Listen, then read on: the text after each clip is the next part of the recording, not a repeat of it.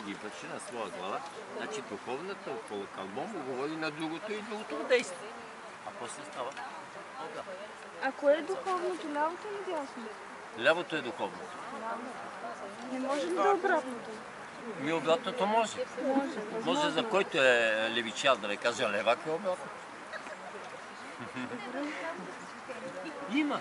И то според това може, но двете ръце започват да действат еднакво. Сега се раждат хора, които лявата им е разбита като дясната. А повечето затова има сега много. По мое време в цялото училище имаше само един, който се опитваше да пише с лявата ръка. 1000 ученици сме. Сега от 1000 ученици има 300 души, които искат да пишат с лявата ръка. Значи нещо става. Не е тук така. И това е често явление. Тук не знам колко хора може би. Има, които работят добре и с лявата ръка. Но са ясни.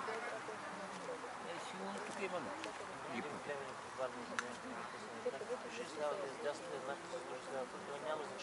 Еми естествено, че е така. Това е новото поколение. По принцип има. Да, новото поколение не може да влезе те не се интересуват, но те са вече заредени с повече енергия. Значи, вижте какво. Кога човек става светия? Когато му се изравнят вибрациите на лявото и дясното полукълбо и когато сърцето започва да се отвори и работи не само физическата помпа, сега физическото ни сърце почва да се измества към центъра и да си идва на центъра. Когато Земята изправи оста си от този ъгъл, който е, тогава физическото сърце ще дойде на мястото и ще попадне точно на духовното сърце, едно от друго. Значи светията какво прави? Може би на физическо ниво още не му се е сляло това физическото сърце с духовното, но духовното вече е отворено и работи. Другото е само помпа. Това е положение. Значи сърцето, духовното, когато започне да ти работи на 100%, това е съвестта. Казва, абе нещо ми е под салами под лъжичката. Значи човек е толкова да има да се съмнява в нещо, ама е толкова ми е казано, че това не е добро, което го правиш. Тук почва да те човека. Или ако направиш нещо, което не е добре и си гузен и не ти е чиста съвестта, не почва да те чувака тук. Почва. Няма човек, който не почва да го чувака. Но той задушава този глас. Това е гласа на съвестта. Какво е съвест? Съвест е веста от Бога. С веста от Бога. Виж колко е точно. С вест. Веста, ама коя вест? Това е съвестта, която иде само от Бога. Полукълбата, понеже са различни и различно вибрират. И това е прекрасно, защото по този начин ние може нашата простотия излиза нелява и това е всичко за наше добро. Именно. Ако се уравнат веднага вибрациите на двете полукълба и се качат на по-високо, и човек става чудотворен. Веднага става светия, на него всичко му става ясно. Но докато си, затова са тия отчелничества и затова са тия работи, за да може да уеднакви вибрациите на двете полукълба. Иначе винаги има разлика между тях. Значи, в каква хармония? Полукълбата трябва да влезат в хармония и в хармония каква да влезат в хармония? Значи, в резонанс. Това е закона за резонанс. Подобното привлича подобно, айдете и с други думи го казват, но закона за резонанс е това. Ума да се съгласи с сърцето да влезат в хармония и двете вече да влезат в хармония с тъй наречения земен ум. Сега ще ви кажа, има 3 по 3 ума. Цялата беседа ще е. Макар че за това е говорил преди много години Михаил Иванов. Аз няма точно да повтарям него, е това, което аз знам. Което на мене ми са ми водени лекции в Академията за космически науки. И съм обучали по най-простия начин, така че и сложен може да бъде. Горе информацията е безкрайна и аз отначало, като слязох от планината и почвам да говоря, и се отплесна. И примерно е толкова. Почвам да говоря за сърцето. И почвам да говоря неща, които докторите, кардиолози няма да ги чуят след 1000 години. Те и сега не ги стават. Но това са неща, които сърцето, тази работа, дето извършва. Те всички викат, сърцето се захранва с енергия от тялото, от дядо и от пир. Няма такива работи. Сърцето се захранва от централното слънце на Вселената с импулс. Иначе може и да свърши тази. Души изпраска хиляди тонове кръв за един живот от 70 години и нито веднъж не спи. Няма почивка.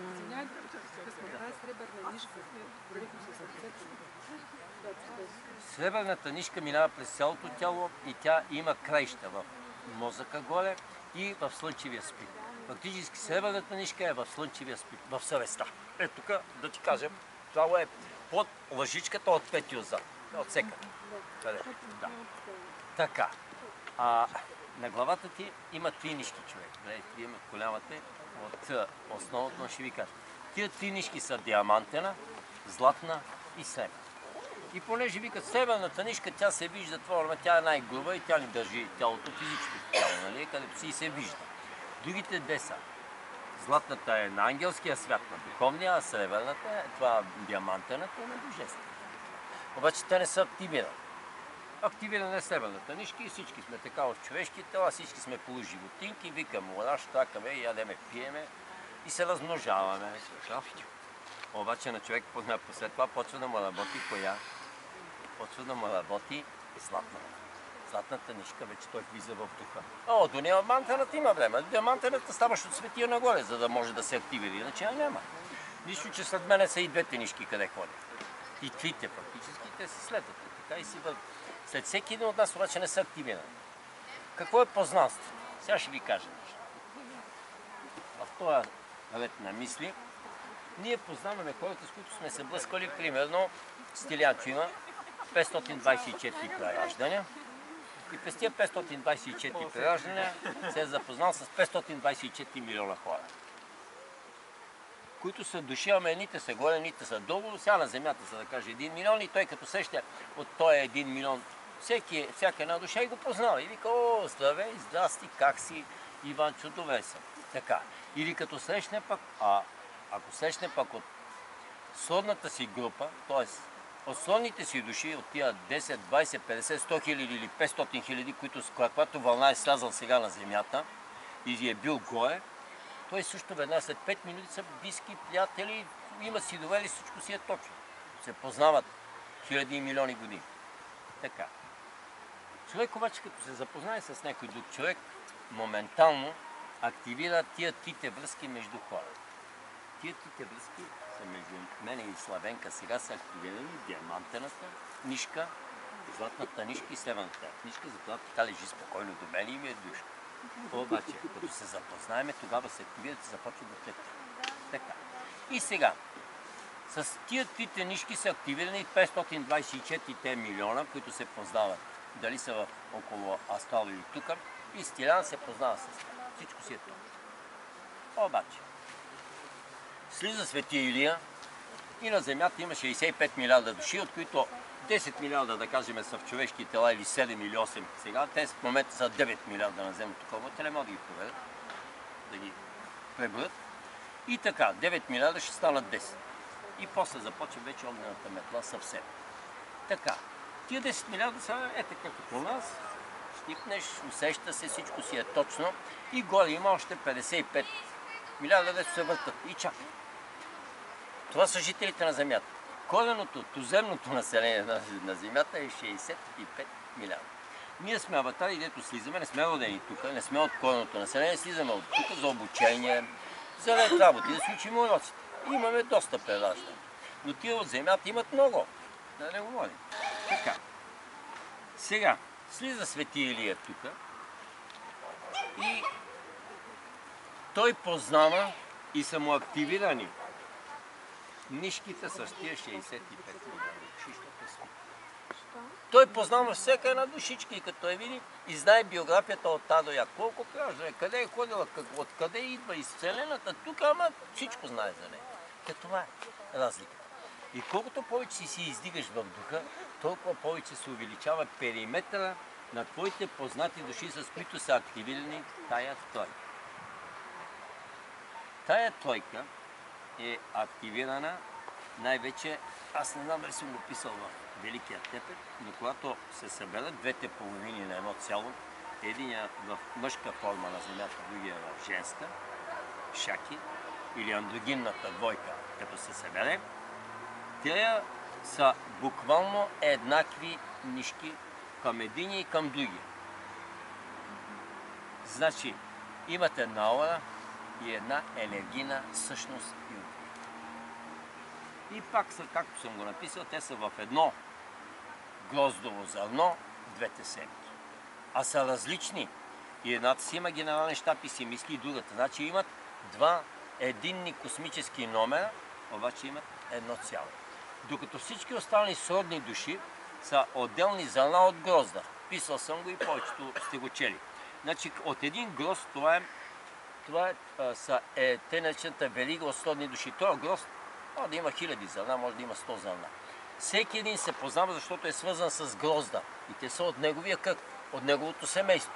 И затова сродните души като слезат тук, но всеки си е едно зърно и е включен в този грозд, а грозда е включен в лозницата.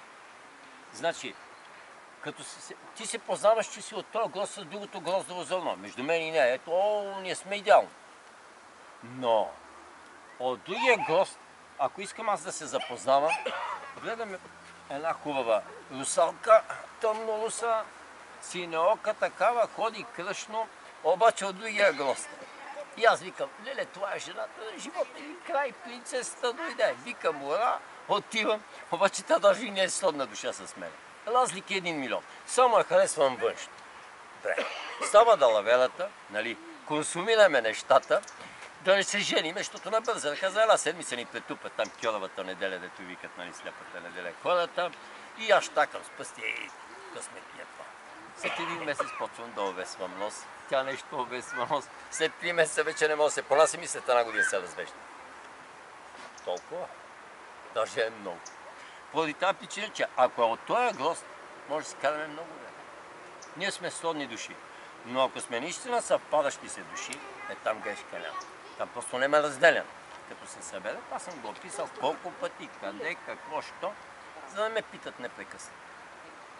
Така, стигнахме до трите ума. Човешкото тяло, всяка една клетка на човешкото тяло, те са между 17 000 милиарда и 20 000 милиарда, от които една седмица в главата. Учените не могат да ги пребърт, те казват 3 милиарда, 5 милиарда и разни такива работи. Аз горе-долу ви казвам. И аз не съм точно. Не казвам да ми вярвате, а по принцип ви казвам, на нищо не ми вярвайте. Георги Излуцки е една хубава шехеризада. С дънки, цели и биомай.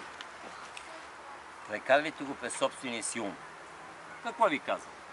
Физическото тяло на човека и всяка една клетка физическа има собствен ум и мислене. Ако измъкнеш тази клетка и я поставиш отделно, тя започва собствен живот и гледа как да оцелее. Има разумност. Казвал съм го и пак го казвам от това. От всички беседи и лекции, дето съм ги слушал по небето, съм запомнил само от тия 30 вида разумност, които са, или 33 бяха, не си спомням, най-нишата, как се казва, и най-висшата. Най-нишата разумност на клетката се казва лоонал. Това е когато те направят от мъртва материя, не хармонична или хармонична, нашия татко, славата ми брате, абсолюта или нашия отец, сега абсолюта е прехвърлен на отеца да прави тия работа, от нищото прави нещо, или от нереалното прави реално, или от пустощта, която е, ако използваме източни термини, се прави нещо. От неразумното прави разум. Има една част, неразумна изведнъж я прави разум. Като я направи разумна клетката, има най-нишата разумност на чехълчето, на бебата, даже челичето има по-висша разумност. И това е на тая материя, която ние казваме на минералите вътре. Атомите и молекулите имат разумност. Това е най-нишата на твърдата материя сега. Е най-нишата разумност. Луонал. 5 луонала, 10 луонала, има комбинация. Най-висшата разумност, от която е сътворен Бог, се казва театон. Както ви казах от 9, всеки един от нас има по една бройка театон. Аз ги казвам примерно с 100. Всеки един толкова му се дава. Когато от тия театони от нашия неразумен живот взимаме, от тия театони ние вадиме златната сфера. Затова е божествена енергия. То не е от другите всички клетки. Тия театони са от клетки много висши, които са абсолютно изпълнени с божествената светлина и божествените добродетели. Тия клетки притежават на любовта, мъдростта, истината, справедливостта, всички закодирани принципи на Вселената, всичко, което е най-прекрасно, това е театон. Защото другите клетки, забравих им имената, ама примерно между тях, може да притежават преди да сте влезли в ангелския свят и пълнат. Даже и ангелите имат пълнат. Ангелите ще бъдат съдени. Само че малко по-малко. Ако ние имаме 100% присъда, те вкарат за 10 години в затвора, един ангел ще го вкарат за 5. За същото престъпление. Така. Казвам за разумността. Човешкото тяло, отделно взето това месо, което ние го смятаме, има разумност. Тая разумност е разпределена в 3 варианта на разумност. Висша, средна и ниша. Ако вземем след това астала на човека, или духовния свят на човека, който е сърдечния, има също 3 вида разумност.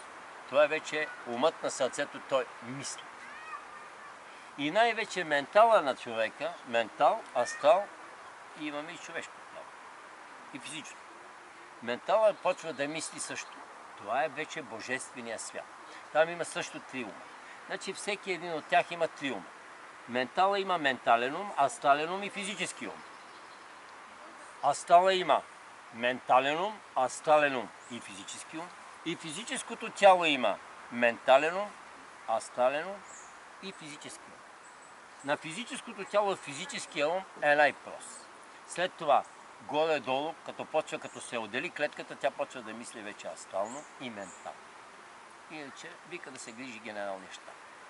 Сърцето мисли по този начин, но най-висшия ментала на ментала вече се те прехвърля нагоре към причинния свят и още по-нагоре според енергийните тела на човека. И затова, когато човек се чуди с кой ум мисли, он ум, който го кара, съблазнява го. Ядене, пиене, моабети и полуживотински нагони да има, това е най-нишия. Това е ума на тяло. Другия ум е, който е на сърцето и който трябва да си го слушаме на планетата Земя и в тая Вселена, защото умее да живее с материя.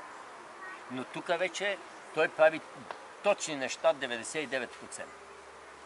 И менталният ум вече не е за човека, макар че умът главата тя се съгласи с сърцето.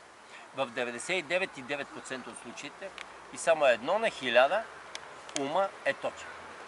Виж, при светиите има синхрон между трите ума и те веднага разбират аджаба за какво става въпрос. Това сега иска да ни научите. Да мислим. И освен да мислим, да прилагаме нещата според природните и божествени закони. И някой път ни изглеждат неадекватни, изглеждат ни нелогични, изглеждат ни много, така да се каже, нещата трагични, жестоки и така нататък, дори. Но тези неща, щом са допуснати тук, значи са допуснати за наша. Няма нещо, което да е излишно и което да не е за добро. Включително и ядрена катастрофа и ядрена война. Значи, сигурно за по-добро на планета. Защото ще има нещо още по-зле, сигурно ще гръмне. По-добре да има нещо по-малко, защото от двете зли винаги се избира Бог.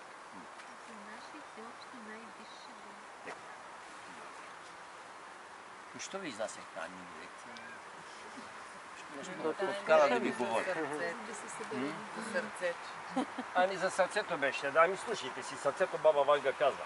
В последното си интервю, което го имам някъде записано. Слушайте гласа на сърцето си, а не гласа на ума, защото ума често бърза. И там дава.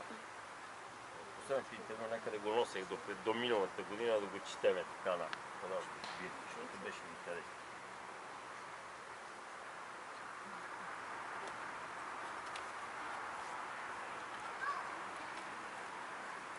Как сега е добре да споделяте, защото с нощ даже не можахме да си споделим добре.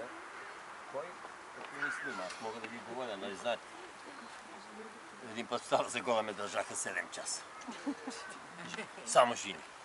20-30 или колко беше 7 часа. И няма, стана 1 часа, стана 2 часа. И аз накрая спях и викам, вижте какво, вие имате ли къщи, имате ли мъже, деца, ставайте и заминавайте този салон тук. 7 часа ви говори. И вие още питате, още въпрос. Викам, тия жени са неуморими. Мъжете изпозаспаха, те към 9-10 часа избегаха, отидаха си пият ракията. Викат, той Георги няма да млъкне. А жените продължават да се стана 12, стана 1 до 2 часа. Значи от 7 часа вечерта до 2 часа. Така беше, добре. И заради това вижте какво. Сега ваше дете да говорите и си казвате нещата, защото хубаво е да се споделя и това да се сваля. Защото когато човек сподели, седа си нашата махала, между хубавите ми приятели престъпници, нали, от крадец нагоре, мошеник, измамник и така нататък. И те идват и си изповядат.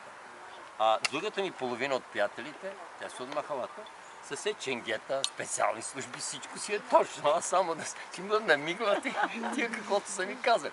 Значи знаят, че няма да ги издам.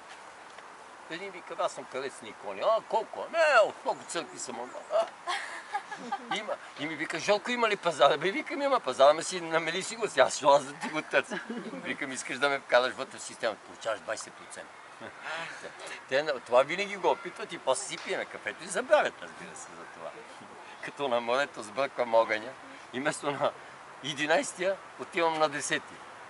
А на 11-тия там имам среща, една жена нещо си говорим и те огняме по плажа на Иракли, 10-15 огъня запалени на пясък. Вечерта, миналата година. И аз сбърквам огъня с един и отивам малко плана. И гледам една група момчета, свират на нещо там, на сплитки такива, едни голи до кръста и се с татуировки. И обаче един ме позна. И вика, о, Жорко, много добре дошъл при нас, добре дошъл, сядай тук да видим в какви. Аз сега ще неща, бъркал съм, сяда. И, видя ги, а те наркоманчета всичките пият си, капат си и си свират. Духовни момчета, разбира се, прекрасни. И аз повикам на той. Викам, ми вика, ти си майка ми, ти е много голям фен, бе. У нас те гледаме непрекъснато това, вика, аз оттам те познавам. Как се казваш, Сашко? Викам, Сашко, нещо трева на миличето. Да, бе, Жълко, веднага. Аз ставам цунел. Викам, сега не искам, викам, утре може да дойде вечерта, да изпушиме по нещо. После дай половин час питя, после си тръгнах. Така, това в кръга на шегата, но и там ми е добре. Между тях. Аз ги приемам точно такива. И на другия ден, сега отиваме в закусвалната, работеше още старата на Иракли, стария ресторант, ефтино. И аз гледам двето и така омалушил.